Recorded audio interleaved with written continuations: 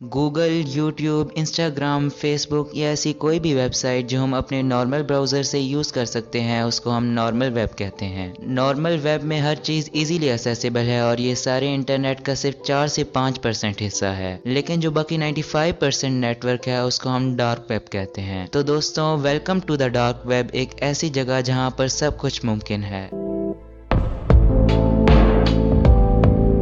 अगर आप एक डेली इंटरनेट यूज़र हैं तो आपने डार्क वेब के बारे में ज़रूर सुना होगा। बहुत से क्रिएटर्स ने इसके रिलेटेड वीडियोस बना रखी हैं, लेकिन कभी किसी क्रिएटर ने ये नहीं बताया कि डार्क वेब कैसे शुरू हुआ। तो आज हम जानेंगे इसकी कहानी। ये कहानी 21 नवंबर 1989 को शुरू हुई, जब यूनाइटेड स्टेट्स के एक कंप्यूटर साइंटिस्ट बॉब टेलर ने अपनी टीम के साथ मिलकर एक रेवोल्यूशनरी चीज़ बनाई जिसका नाम आरपानेट था। आरपानेट जो बेसिकली पहला नेटवर्क था जिसमें कंप्यूटर्स आपस में कम्युनिकेट कर सकते थे, लेकिन आरपानेट की एक हिडन साइड भी थी। शुरू में तो ये नेटवर्क सिर्फ यूनिवर्सिटीज और रिसर्च इंस्टीट्यूट्स के लिए बना था, जहां पर स्टूडेंट्स और रिसर्चर्स आपस में डाटा शेयर कर सकें। लेकिन जैसे ही ये नेटवर्क लोगों के दरमियान फैलने लगा तो इसके ऊपर इलीगल काम भी होना शुरू हो गए। कुछ साल बाद 1989 में एक British scientist Tim Berners Lee ने वर्ल्ड वाइड वेब को इन्वेंट किया और फिर 1991 में वर्ल्ड वाइड वेब को पब्लिकली अवेलेबल कर दिया गया। ये दुनिया के लिए एक नए दौर का आगाज था। वेबसाइट्स, इंफॉर्मेशन शेयरिंग और कनेक्टिविटी सब कुछ बहुत आसान हो गया, लेकिन एक चीज जो नॉर्मल यूजर्स की नजर से दूर थी वो थी अनोनिमस कम्युनिकेशन की जरूरत। 1990s के दौरान टेक्नोलॉजी और भी डेवलप होने लगी, लेकिन असली ट्विस्ट तब आया जब यूनाइटेड स्टेट्स की नेवल रिसर्च लेबोरेटरी ने एक ब्राउजर इन्वेंट किया जिसका नाम टॉर था। टॉर ब्राउजर यूएस आर्मी के लिए बनाया गया था ताकि आर्मी ऑफिसर आपस में कम्युनिकेट कर सकें और उनकी पर्सनल इंफॉर्मेशन प्राइवेट रह सके। लेकिन कुछ अरसे के बाद अक्टूबर 2004 में टॉर ब्राउजर को भी पब्लिक कर दिया गया। इस ब्राउजर को पब्लिक करने का मकसद था कि लोगों की पर्सनल इंफॉर्मेशन को ज्यादा से ज्यादा सिक्योर रख सकें। टॉर ब्राउजर ने लोगों को एक अनोनिमस इंटरनेट एक्सपीरियंस दिया, लेकिन जल्द ही लोगों ने इसे इलीगल एक्टिविटीज के लिए यूज करना शुरू कर दिया। डार्क वेब का असली डार्क एरा यहीं से शुरू हुआ। अब लोग टॉर ब्राउजर को यूज करके डार्क वेब की मार्केट प्लेस तक पहुंच गए, जहां पर ड्रग्स डीलिंग, हिटमैन हायर करना और इंसानों के ऑर्गन्स तक को बेचना एक आम बात थी। आहिस्ता आहिस्ता डार्क वेब एक ऐसी जगह बन गई जहां पर सब कुछ मुमकिन था। डार्क वेब के ऊपर लोगों को ट्रेस करना भी नामुमकिन है, क्योंकि इस पर सारी पेमेंट और ट्रांजैक्शन बिटकॉइन के ही थ्रू होती हैं। डार्क वेब जहां हम सब की असल आइडेंटिटी अनोनिमस होती है, वो असल में हमारी सोसाइटी की असलियत है। ये जगह ना सिर्फ हमारी अंधेरी ख्वाहिशात को बाहर लाती है, बल्कि ये भी दिखाती है कि इंसान के अंदर कितना अंधेरा छुपा हो सकता है। अगर हम कई दिनों तक गूगल और यूट्यूब को स्क्रॉल करें तो भी हम इनके एंड तक नहीं पहुंच सकते। तो सोचें, डार्क वेब जो कि इनसे 10 गुना बड़ा है, वो इंसानियत के किन राजों को छुपा के बैठा है। आर्मी के टॉप सीक्रेट्स जैसे कि एरिया 51 की असलियत से लेके इंसानी ख्वाहिशात की सबसे डरावनी हकीकत जैसा कि red rooms. At the end मैं यही कहूंगा कि हमें डार्क वेब से डरना नहीं चाहिए, बल्कि उन लोगों से डरना चाहिए जो कि उस जगह को जिंदा कर रखे हैं। शायद सबसे बड़ा खौफ ये नहीं कि डार्क वेब में क्या छुपा है, बल्कि सबसे बड़ा खौफ तो ये है कि हमारे आस पास के लोग जो हमेशा खुश दिखते हैं वो भी इस अंधेरी दुनिया का हिस्सा हो सकते हैं। तो दोस्तों, ये थी डार्क वेब की कहानी। अगर आपको ये वीडियो पसंद आई तो मेक श्योर टू सब्सक्राइब। मिलते हैं नेक्स्ट थर्सडे किसी मजेदार वीडियो के साथ। Thanks for watching, peace out.